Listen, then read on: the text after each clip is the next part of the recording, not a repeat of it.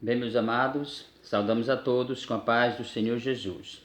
Hoje vamos falar sobre dízimo, por solicitação de um irmão amigo, que por uma questão de ética e de preservação da sua identidade, evitar certos problemas com a intransigência e a intolerância, nós vamos preservar o nome desse irmão, vamos chamá-lo de Nicodemos, que nos solicitou via telefone que falássemos nos nossos vídeos sobre dízimo. A palavra dízimo, ela não era pronunciada na antiguidade. Não existia a palavra dízimo no tempo de Abraão, Moisés, naquele tempo de Moisés, no tempo de Israel, assentado na terra de Canaã, não existia essa palavra dízimo, nem no tempo dos reis de Israel, porque essa palavra dízimo é uma palavra moderna. A palavra que existia naquele tempo era a palavra décima. Essa palavra décima, em hebraico, é malazé, em grego decate e em latim décimos, que significa décima. Décima, então, se refere à décima parte da produção agrícola, da produção do campo, da produção do gado, da produção do vinho, do leite, do azeite, da farinha, da produção em que o camponês tivesse o seu resultado favorável. Então a décima era aplicado somente à produção.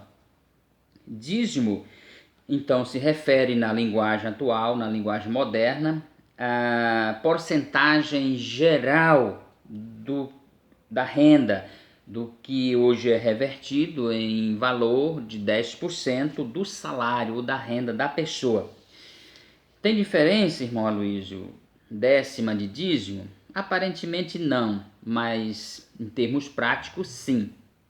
Porque enquanto décima era somente aplicado ao produto do campo, a mantimentos, a alimentos, a azeite, farinha, trigo, frutas secas, carnes, era aplicado somente para mantimentos, dízimo é um termo novo, moderno, de porcentagem que se refere a 10% da produção ou da renda da pessoa. Então essa é a diferença.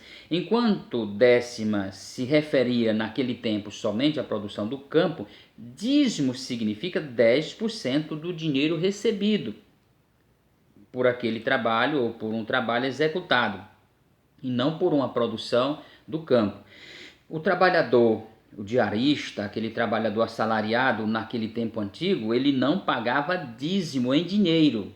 Somente o produtor do campo é quem pagava a décima. Aí está a diferença. Assim era o dízimo na comunidade judaica. Eles traziam todos os dízimos à casa do tesouro. A casa do tesouro era um anexo, segundo o historiador hebreu Flávio Josefo, era um anexo do templo em Jerusalém. A casa do tesouro era um depósito, uma tesouraria, anexo ao templo em Jerusalém, segundo o historiador hebreu Flávio Josefo. Porém, esse templo, essa casa do tesouro, foram destruídas pelo general Tito Romano no ano 70 depois de Cristo. Não existe mais casa do tesouro, não existe mais templo em Jerusalém e, consequentemente, não tem mais sacerdote e nem levita, que eram as pessoas titulares responsáveis para arrecadar, receber os dízimos e destiná-los à casa do tesouro, para que houvesse mantimento no complexo do templo.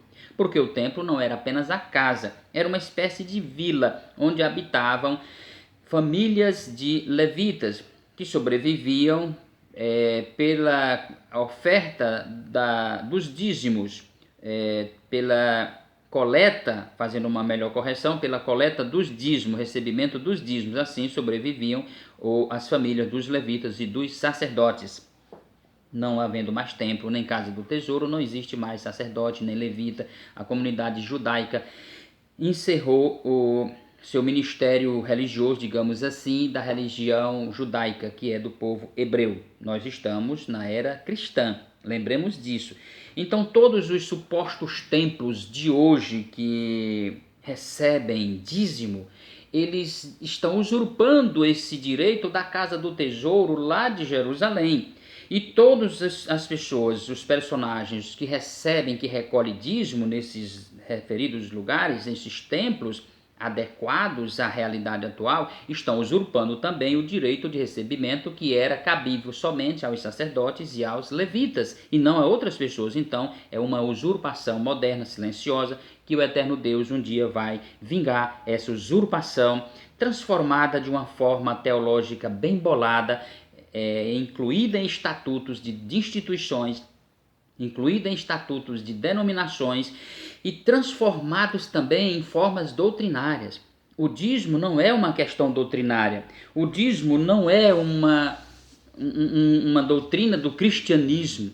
O dízimo é da religião judaica, pertence ao judaísmo e não ao cristianismo. E essa usurpação será vingada pelo eterno Deus no final. Está escrito em Pedro que não ficará sem castigo esses que fazem do povo de Deus negócio. E a igreja primitiva, irmão Luiz, vivia como? Sobrevivia como? De ofertas voluntárias, e não de dízimos, e nem de décimas. Eram ofertas. E as ofertas, essas ofertas, elas não eram usadas para o enriquecimento dos apóstolos, nem para o conforto, para o luxo dos apóstolos, mas era para custear as suas viagens e as suas despesas domésticas, para o seu mantimento também. E o excedente era destinado aos pobres, aos famintos, às pessoas carentes, que deveria ser hoje. Creio que o Senhor Deus não ia se vingar de tanto luxo, tanta riqueza, tanta aberração de conforto em cima da riqueza da pele das ovelhas magras do rebanho do Senhor, se fosse revertido esses dízimos que recebem hoje, se houvesse uma boa intenção em utilizar para o sustento de um obreiro, sei lá, de um pastor, e o excedente, em vez de transformar em luxo e conforto e sofisticação, aberrações fora do normal, destinasse aos pobres. Creio eu que seria justificado diante do eterno Deus por uma bondade em que a comunidade estaria redistribuindo sua condição, sua renda em favor do seu próximo, como disse o Senhor Jesus, como ensinou o Senhor Jesus no Evangelho. Assim seria resolvido um problema que vão enfrentar na eternidade. Mas ainda há tempo, não é?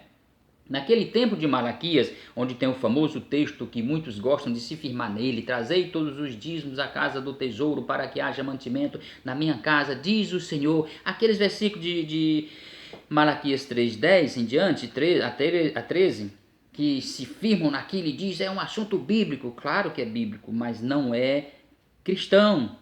Quando Malaquias falou aquela profecia, Israel estava vivendo um período político muito complicado.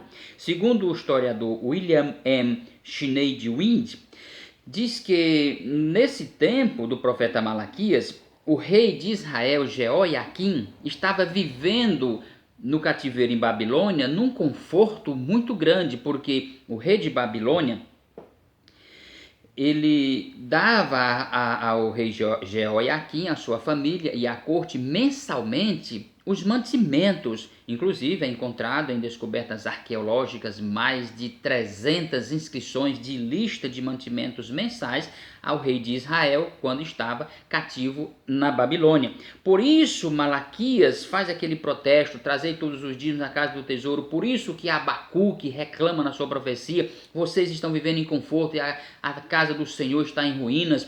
Porque naquele tempo estava mesmo em ruínas e precisava ser reerguida, como de fato a história conta. Segundo também o historiador Flávio Josefo, foi reerguido o templo tempos depois, que foi aquele mesmo templo encontrado na época de Cristo, que não é o templo de Salomão. Isso será tema para uma outra mensagem.